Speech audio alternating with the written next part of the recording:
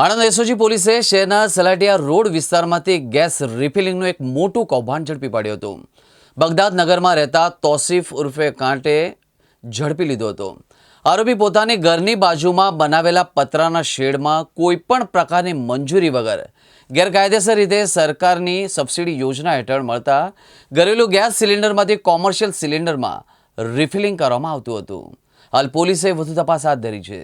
પોલીસે સ્થળ તપાસણી દરમિયાન જોયું કે આરોપી ફાયર સેફટીના કોઈ સાધનો વગર માનવ જીવને જોખમમાં મૂકીને આ ગેરકાયદેસર પ્રવૃત્તિ ચલાવ્યો હતો.